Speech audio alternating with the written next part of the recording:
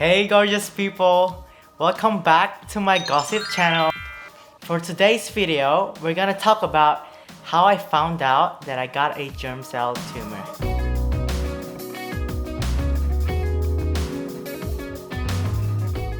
Well, the first question is, I bet all of you guys wondering is like, how are you?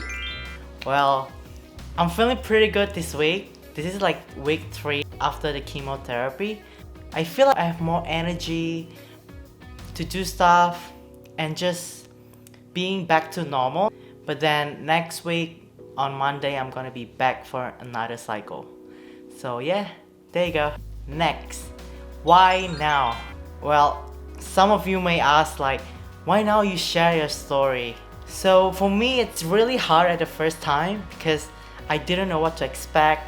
I didn't know what to say because I don't know how all of these things work. Leading towards my second week of chemotherapy, I know like how it feels, and I just want to share my story to all of you guys, like what I have to gone through. So the next question is, because of what? Actually, there's no answer to that, but according to the doctors, someone could get a cancer is very rare, because like the way cancer works is that your cell starts regenerating by itself without a control. So you don't have control of that cells. That's why it grows, doubles and become a cancer. So the first thing is what you do. Just like when you smoke, you have a higher chance of getting a lung cancer. And if you go out and don't use any sunscreen, you just higher your chance of getting a skin cancer. That's the first one. So the second one is genetics. So people whose family have a background of cancer, they're more likely to get them. So if you think about celebrity like Angelina Jolie, like she actually removed her breast because her mom got a breast cancer.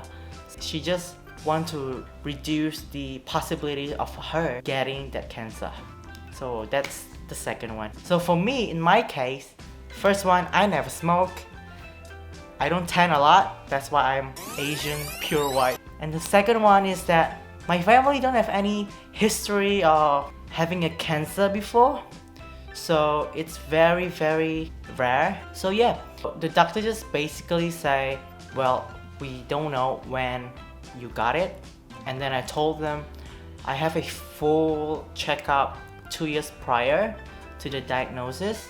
So they say it might be between the 2 years, that period, this tumor grows. Next, you guys might wondering like, what is germ cell tumor? Well, first of all, it's not a germ. It's not like the germ that, you know, it's in your hands or like floating around. It comes from the word germinate, which means it's begin to grow. So as baby develops before birth, the germ cell actually become eggs in ovarium or sperm in your testicular. So that's how the whole term it means. So sometimes a group of that germ cells, they grow in abnormal way. That's when the tumor occurs. So usually they occurs in testicular or in ovarium.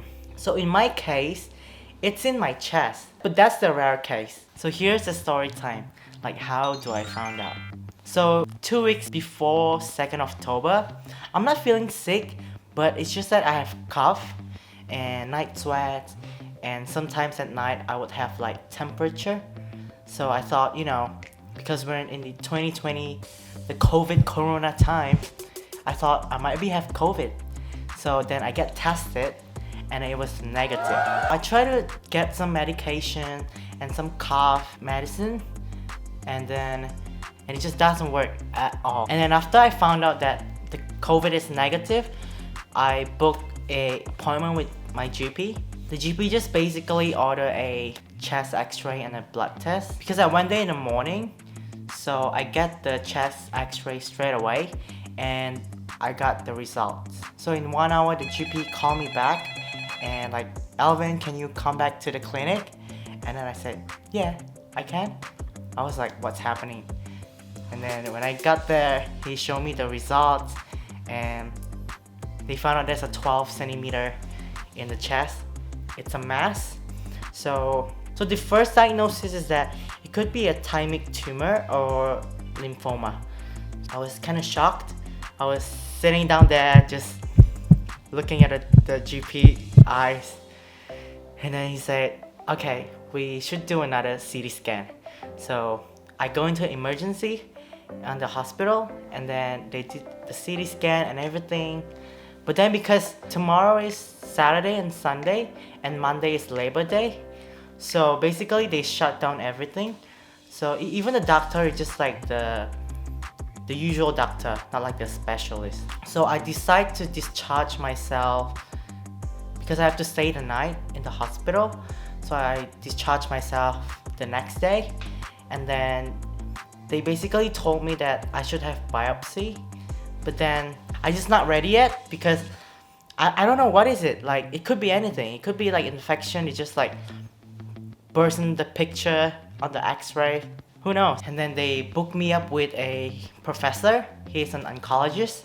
So that's when I first met my first oncologist. So when I met my first oncologist, he's like 95% sure that it's a germ cell tumor.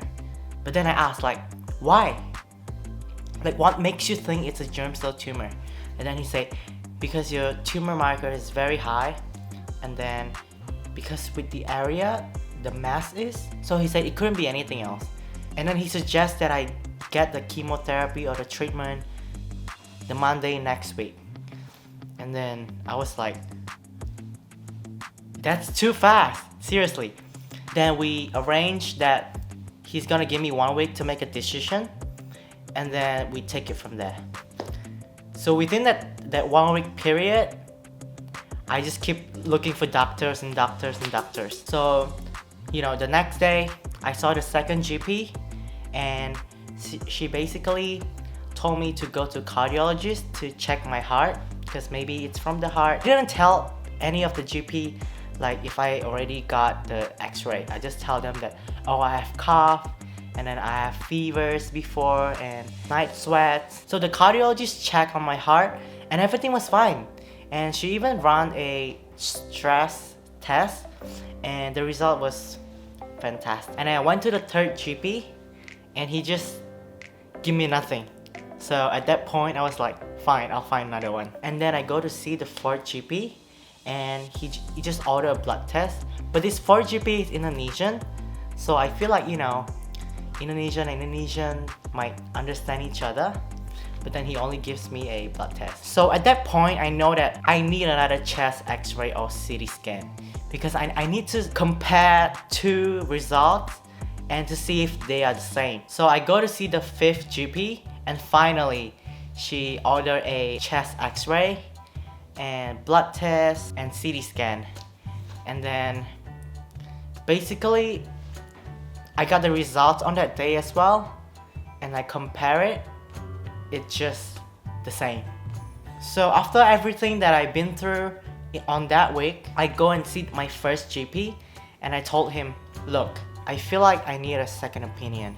And then he said, that's a good idea because you get to see another view from another oncologist, and then you can decide like what to do. Then I meet the second oncologist and she basically said the same thing. But one thing that she points out is that because this tumor is very rare, so I need to find someone that is very special in that area. And then she recommended me to stick with the first oncologist because he treats the most germ cell tumor patients in the whole Sydney. So basically that 1 week time frame for me to make a decision, I go and see doctors from 7 a.m. to 7 p.m. So I would literally go out from home and wake up at 7 and then I go back at 7 at night. It's very tiring, but you kind of relieve yourself. And then because, you know, like people tend to stress a lot during that time. Well, because I'm alone here, so I spend that time of stressing, you know, going around and seeing a doctor. So I think it's a good thing. Next, people ask, did you do biopsy? No. So because of the area in the chest, it's between the lungs and the heart. So to do a biopsy, they need to get an x-ray and put a needle inside and get some samples.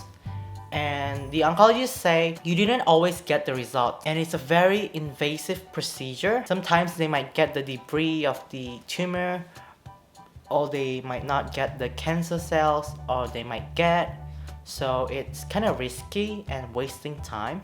So I just chose not to. Next question is, can it be cured? So many cancer can be cured, but not all of them and not always. So in my case, the germ cell tumor, 3 out of 5 people get cured. So it's about 60%. Not that bad, right? Next question is, what treatment? So in my case, I get BEP treatment, which stands for bleomycin, etoposide, and cisplatin. So it's the same kind of like chemotherapy drugs that they use for testicular cancer, but I don't have the testicular cancer, but I have the germ cell tumor. They just kind of like similar. Next question, why I don't find an alternative treatment? I would say like 2 days before my chemotherapy schedule, I feel like my body just going bad. I can feel the pain in my chest when I breathe, and the cough is just like unstoppable. So, and at that time I was like, thank God I got everything scheduled very quick, very fast, and just everything just on top of each other. Well, I hope you guys enjoyed today's video. If you did, please give me a thumbs up down below to show your love and support. And also click that subscribe button and join this gossip circle. And finally, click that bell icon so you can get notified every time I post a new video. Alright you guys, thank you so much for watching, and I'll see you on the next one.